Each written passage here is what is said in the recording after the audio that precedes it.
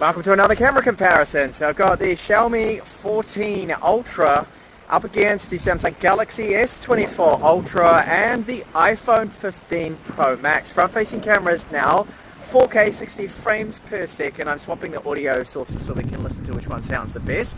So stability-wise, which do you think is the steadiest here? I'm going to go for a little short jog now, testing out stabilization again. And the other thing to point out is that I bought all three of these phones and I couldn't care less which one wins. I just want to find out which phone is best at what. Rear main cameras now. So the stabilization across all three, of course, is optical and electronic with our main cameras here. Difference in megapixel count, 50 versus 200 versus 48 with the iPhone.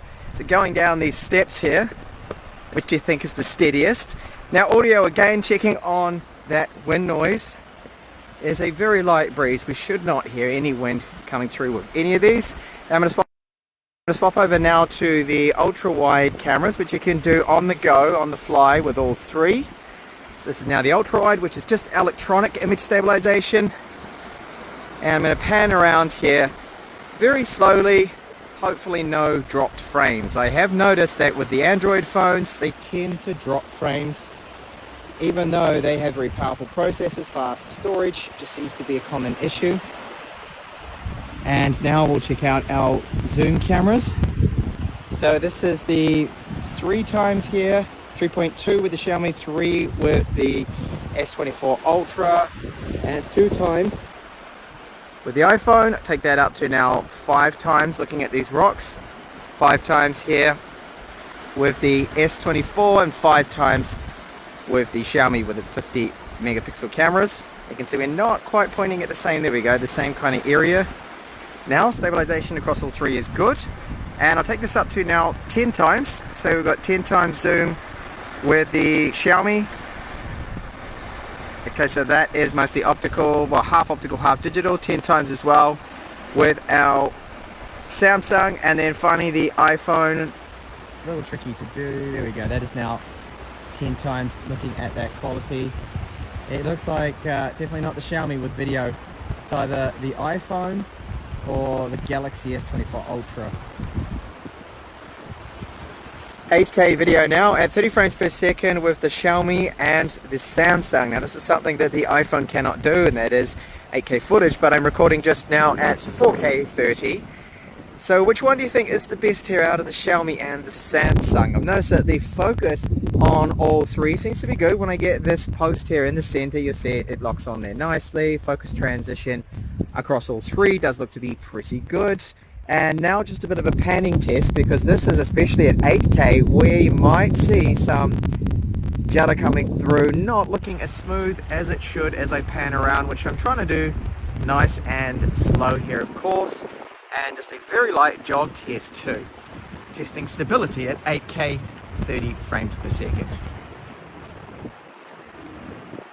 Low light video, so this is 4K 30 because normally low light performs better with lower frame rate, because it was 4K 60 probably would not look as good as this. So just walking along, which one looks the steadiest? Certainly the quality is not as good as daylight now. In the brighter areas looks a little bit better, of course, and in the darker patches now I'm going to head over here where it's a little darker and just pan around really slowly and check out this sky, which one has the most noise here. Hopefully no drop frames either when I pan around. Over to our selfies now. So the Xiaomi is overexposed, as you can see, so that's 3rd place. The iPhone has the best stitching here, the most detail. Skin tone a little off. The Samsung skin tone is not quite there either, and it's a pleasant looking photo, so it's kind of a draw between the iPhone and the Samsung there. And then rear portrait photos, again the Xiaomi looking a little too soft, don't really like it.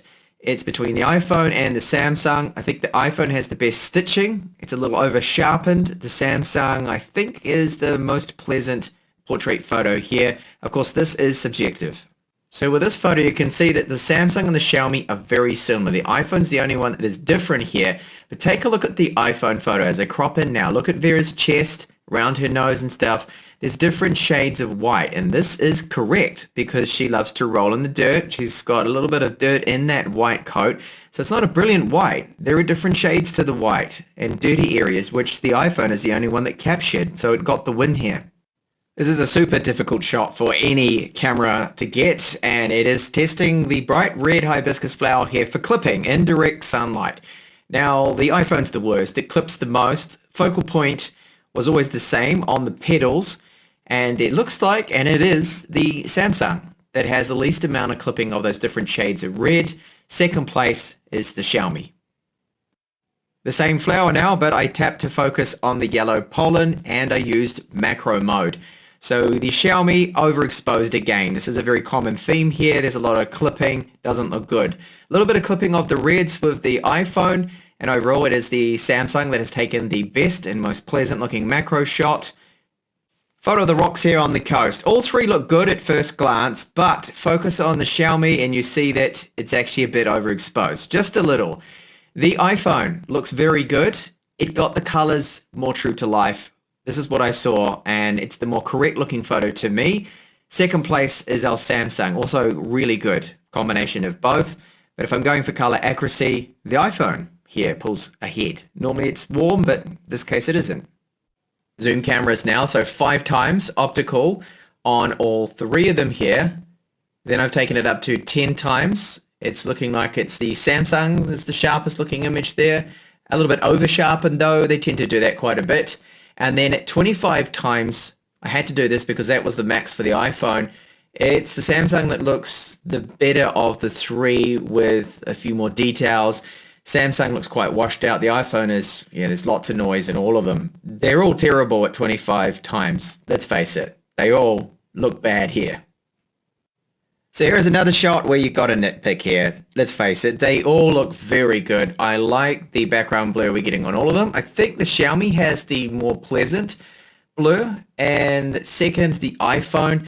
Now colors, it really comes down to colors with this one because they all have a lot of details. They're all got good sharpness there. The exposure's good on all of them really.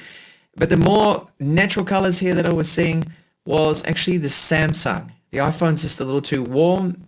The Xiaomi very close, but I mean they're all neck and neck. They really all did a good job with this shot.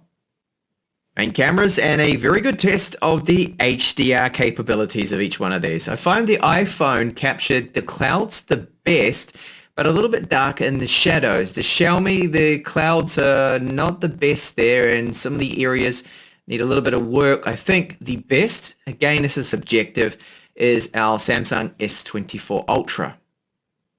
Low light samples now. So all 3 of them, they've got a lot of problems with noise, over sharpening with the Samsung, but the Samsung has the least amount of lens flare. iPhone, you can see the lens flare all over the place, where that little bulb is, the ball of the pillar, not looking good. There's also a little bit of that with the Xiaomi, not good either. The Xiaomi handles the background the best with the least amount of over sharpening.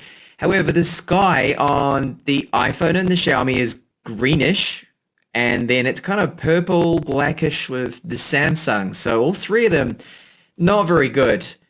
I have to pick a winner, right? I'd just say only just the Samsung here because it doesn't have the lens flare issues. Low light zoom, and this is 5 times across all 3.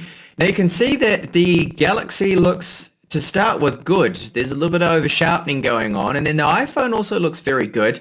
But when I crop it now, the iPhone's got a terrible amount of noise with that 5 times camera. The noise reduction with the Samsung is good. The Xiaomi as well has a bit of noise there, a little bit blurry, not quite as sharp, but it's very hard. So it's between the Samsung and the Xiaomi. I think here, because of the colors being a little bit more true to life, it's the Xiaomi that gets this one for 5 times low light zoom. So this one I wanted to focus a little bit on the white balance and on the sky. This is why I intentionally took this shot here. So straight away the Xiaomi got the colors right. There should be a warmish tint to everything because those lights are warm. The sky looks the best here. There's a little bit of lens flare with the Xiaomi. The iPhone, if you have a look where it says Malavita, just look below that. You see the V of those lights that are above reflecting there. That's the horrible lens flare thing that's happening. The Samsung doesn't have that lens flare, but then the Samsung Sky, again, this is, they always do this, Samsung purple looking sky. It's just off, okay? So that is why, in the end, it's the Xiaomi. Least amount of lens flare, well, second least, and just the best colors and better looking sky. So recapping now, these are my findings. Audio quality, that went to Samsung. It was the best. The iPhone struggled at times with its poor microphones. The Xiaomi, this could not handle the light breeze or wind, very bad wind noise. Vlog footage with the front cameras, so that for me was the Samsung. Rear main camera and ultra wide, that went to the iPhone, which didn't drop frames and didn't have the judder, it was a lot smoother. However, the zoom video, that went to the Samsung. Zoom photos, Samsung as well. Low light photos, the Xiaomi. Portrait photos, well, it was very close between the Samsung and the iPhone. I think the iPhone stitching was the best, but sometimes a little too warm, the colors. So I'd give that just to the Samsung there. So what do you think about my findings there? Do you agree with me? And if you did or didn't, let me know in the comments. And I do hope to see you in the next one. Bye for now.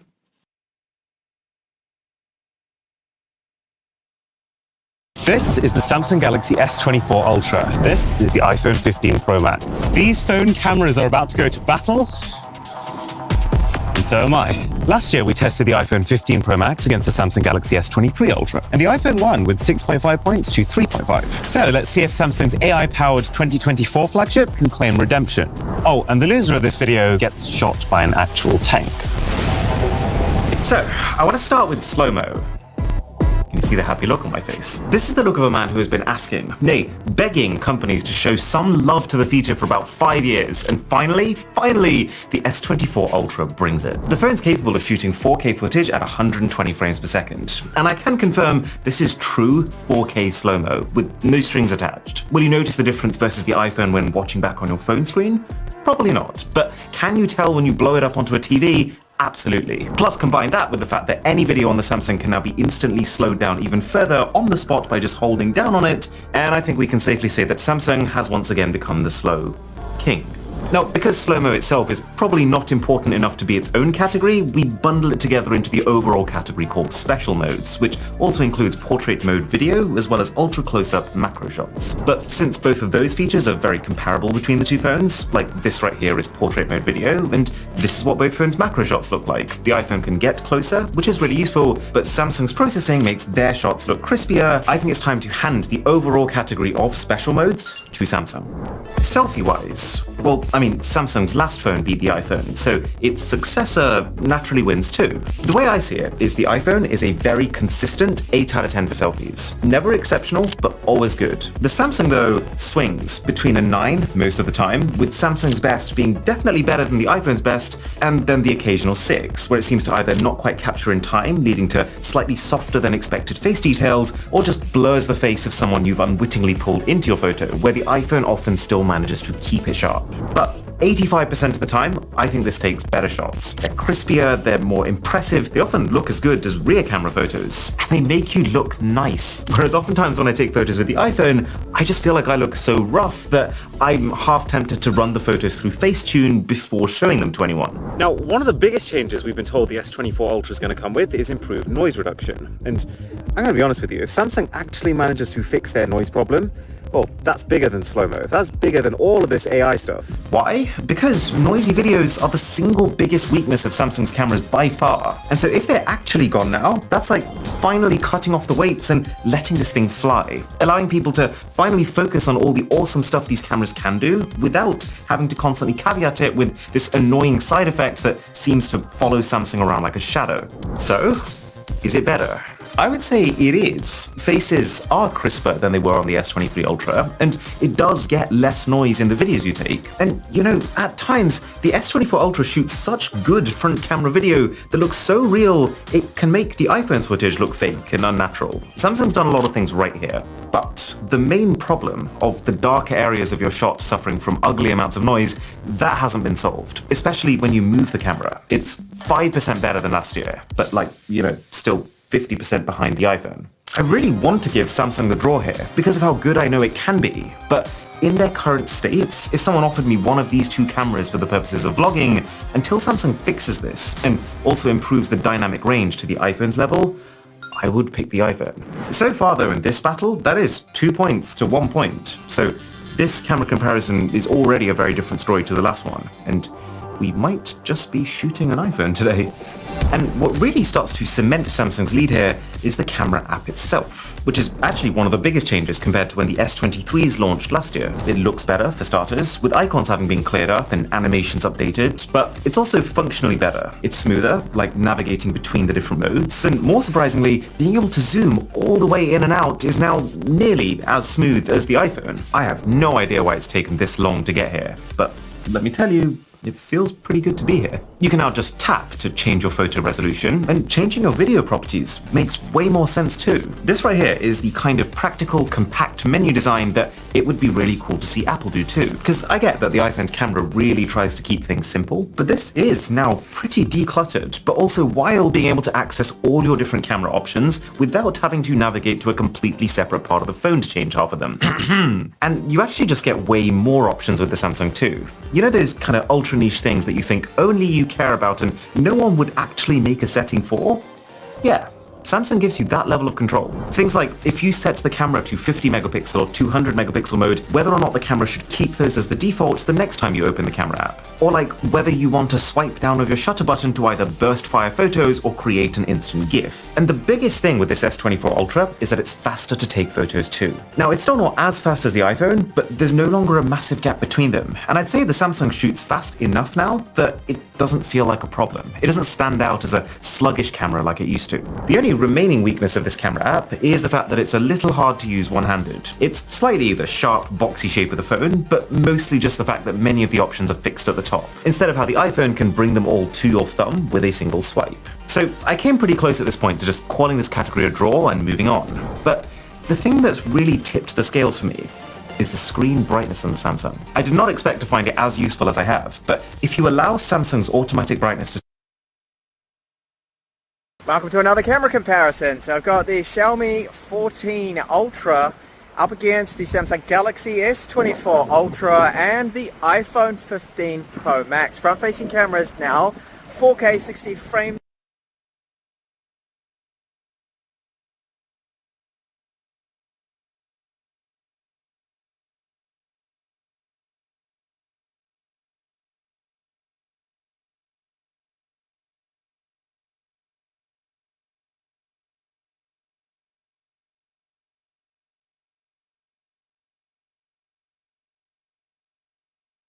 So after trying out the Xiaomi 14 Ultra at MWC, I couldn't control my excitement. I had to import it and test it out. So here it is.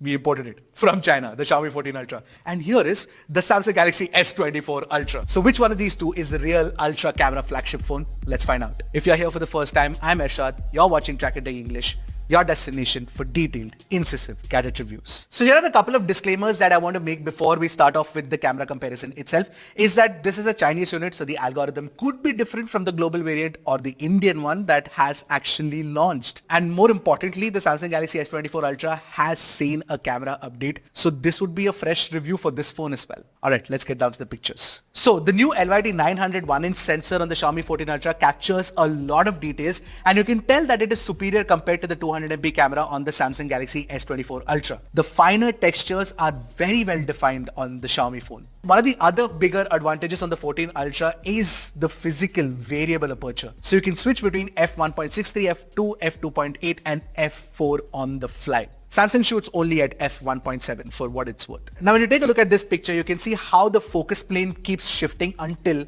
you can actually see more of the subject in focus. It's a game changer if you ask any photography enthusiast to have the aperture control in your hand. Okay, quiz time. There was a Samsung phone with variable aperture as well. Which was the first one? Let me know in the comment section below. Now Xiaomi 14 Ultra of course has the Leica branding because it works with Leica. Therefore there are two modes that you can choose from, Leica Authentic and Leica Vibrant. Those are the two color options that you get. But they're not actually color options, they're actually different kinds of looks. Let me explain. Now the difference between the Leica Vibrant and the Leica Authentic is the added contrast and the vignetting effect that is added. It does help in certain scenes like this one, but I preferred using the Leica Vibrant option for most of my shots. Now when we compare the Leica Vibrant shot to the Samsung Galaxy S24 Ultra, Xiaomi is actually closer to neutral here, which kinda surprised me. The blue of the box, the red of the calendar, and the color of my MacBook Air is closer to real life on the 14 Ultra compared to the S24 Ultra. Even in the second set of samples, Xiaomi's renditions of the blues, the greens, and the reds are closer to accurate. Now, Leica Vibrant doesn't necessarily mean that it is inauthentic or it is boosting the colors to make it look different from what your eyes see. It's actually reducing the contrast. It's sort of like a low contrast look of the Leica Authentic. But note that Leica Vibrant actually gives you authentic colors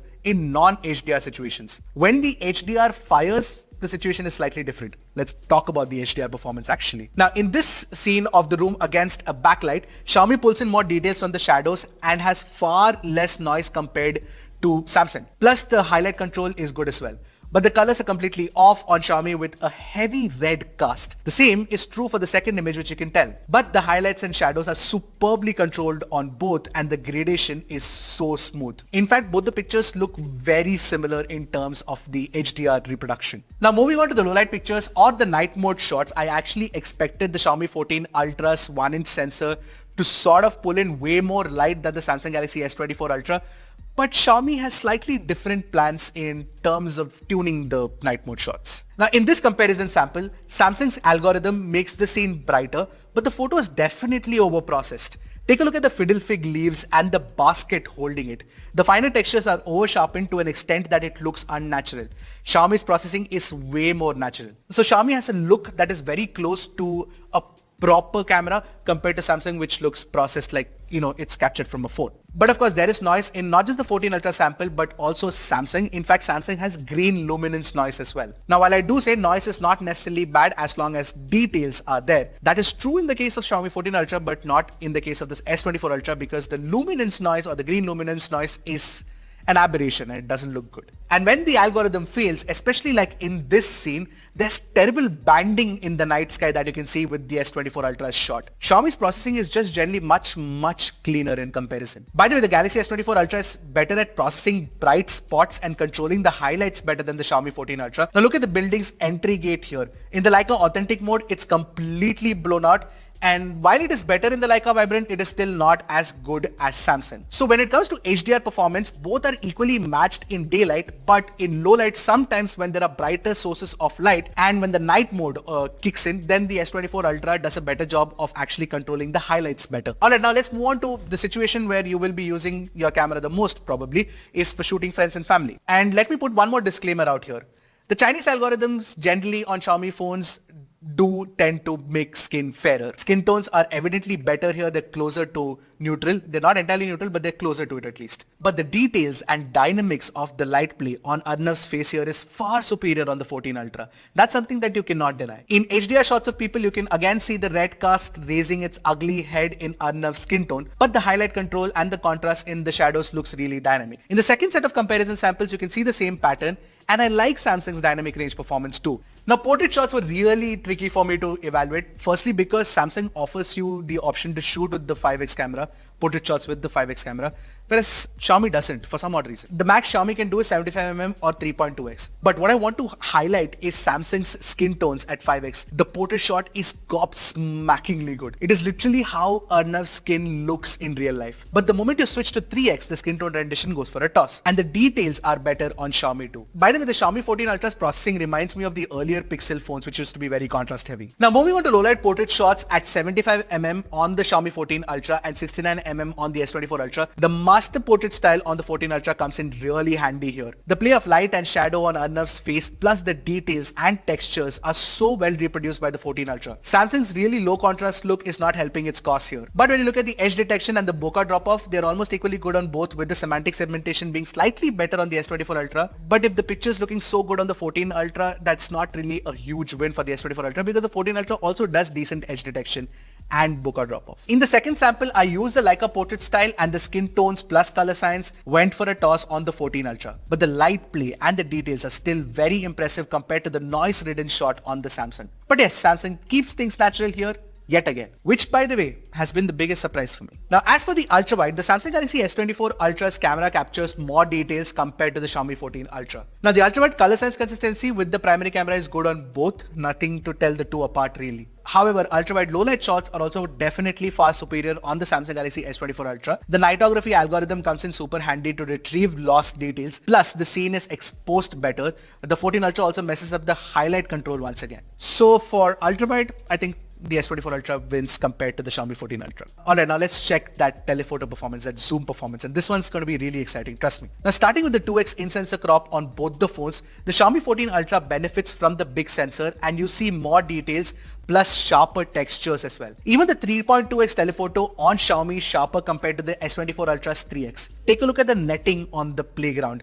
very closely. But at 5x, Samsung is sharper and more detailed. Now move on to 10x, Xiaomi pulls back a clear win in both the shots we've captured with much better definition and detail. And what's more surprising is that AI zoom mode that is there on the Xiaomi 14 Ultra, which is available in beta right now. Of course, let it be known that it works only in daylight, but it pulls in a lot of detail and detail that doesn't look unnatural, which was very surprising to me. In most situations, when you zoom further than 10x, when you look at 30x, when you look at 60x and 100x, it matches with the S24 Ultra and is sometimes even better at defining or definition. In fact, take a look at the difference of the, really zoomed in shots like the 30x, 60x and 100x with AI on and AI off on the Xiaomi 14 Ultra. It is absolutely mad how good of an implementation this really is. And considering this is in beta right now and at some point it will go out of beta, I can't wait to see what the Xiaomi 14 Ultra will do with zoom. I don't know if Samsung will continue to be the zoom king now, but Samsung does pull back a win, especially in low light. At 3.2x low light, the Xiaomi 14 Ultra looks closer to reality, yes, but Samsung offers more details with the algorithm helping the punched in shot. Now at 5x low light too, Samsung does pull in more details, but the 14 Ultra looks more natural. Make what you want of that information, but technically Samsung is superior with better detail retention and HDR performance as well.